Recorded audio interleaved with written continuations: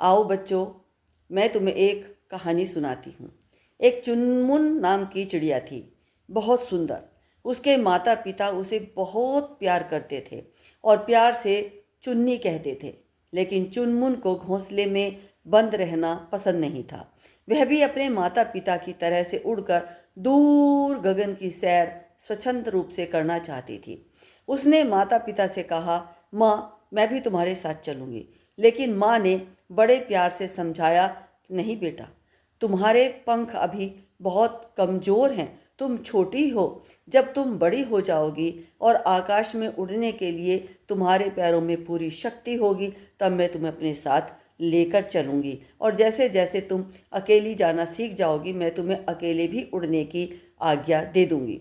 लेकिन चुनमुन को यह बात पसंद नहीं आती थी। एक दिन उसके माता पिता बच्चों के लिए भोजन लेने के लिए जंगल में इधर उधर गए हुए थे। जैसे ही चुनमुन को अवसर मिला, वो जंगल में उड़ गई, आकाश में उड़ गई और बहुत दूर निकल गई। चुनमुन थक गई, लेकिन तभी उसे एक कौवा दिखाई दिया। कौवा बड़े प्यार से बोला, हे छोटी चिड़िया, तुम तो बहुत सुंदर हो। क्या नाम है तुम्हारा? तुम थक गई हो, लो थोड़ा सा पानी पी लो और मैं तुम्हें प्यार से सहला देता हूँ। लेकिन चुनमुन ने कहा, दूर हटो, तुम मेरी तरह सुंदर नहीं हो। देख नहीं रहे मेरे पंख कितने सुंदर हैं, मेरा रंग कितना सुंदर है। ईश्वर ने मुझे बहुत ही रंग बिरंगे पंख दिए हैं। मुझे ईश्वर ने बहुत सुंदर बनाया है। मैं तुमसे बात भी करना पसंद नहीं करूँगी। मैं तुम्हारे साथ भी नहीं रहूँगी और तुम तो पूरे के पूरे काले हो, कहकर चुनमुन फिर आगे बढ़ गई। लेकिन कोई को यह अपमान बर्दाश्त नहीं हुआ, सहन नहीं हुआ और वह पीछे पीछे गया। लेकिन उसने अपने विचारों पर संयम करके चिड़िया को फिर कहा, अरे चिड़िया, प्यारी चिड़िया, तुम एक बार मेरे पास आओ तो। अगर तुम नीचे गिर गई तो मर जाओगी। कोई ने ऐसा कहकर उसे अपनी गोद में ले लिया और बड़े प्यार से उसका सिर सहलाने लगा।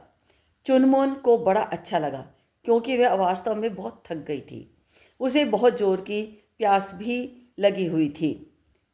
कौवे ने कहा, प्यारी चुनमुन, तुम मेरे साथ चलो, तुम्हें पक्षियों के राजा गरुड़ से मिलवाऊंगा, हैं, और जो कि तुम्हारी हर तरह से सहायता भी करेगा, तुम्हें आकाश में उड़ने का पूरा मौका देगा, तुम्हें आकाश का कोना कोना घुमाएगा, दुनिया की सैर कराएगा। चुनमुन उसके लालच में आ गई, क्योंकि उसकी कौवे की गोद में चुनमुन को पिता जैसा सुख मिल रहा था और उसके चापलूसी भरे शब्दों में शहद जैसी मिठास थी। बेचारी चुनमुन दुनियादारी क्या जाने, वो चापलूसी भरे शब्दों को क्या पहचाने। अब वह कोए के साथ आकाश में उड़ चली। देखा तो गिद्धराज बरगद के पेड़ की डाल पर बैठे आराम कर रहे थे। कोए को देखते ही वे खुश हो गए। उन्होंने कहा, पक्षी धीराज, मैं आपके लिए बहुत सुंदर प्यारी सी चिड़िया लाया हूँ। चिड़िया को देखते ही गिद्ध का चेहरा खिल गया। उसने चुनमुन को अपनी गोद में लिया और सिर पर हाथ फेरा, बड़े प्यार से उसको सहलाया फुसलाया। लेकिन थोड़ी ही देर में चुनमुन को उसने खा लिया और कोए को बहुत जोर से डांट लगाई, हे, छोटी चिड़िया लेकर आया है। अरे ऐसी चिड़िया लानी थी तो कम से कम 50-60 लाते हैं, पेट तो भर जाता, लेकिन थी बहुत स्वाद। इसके लिए तुम्हें बहुत बहुत धन्यवाद।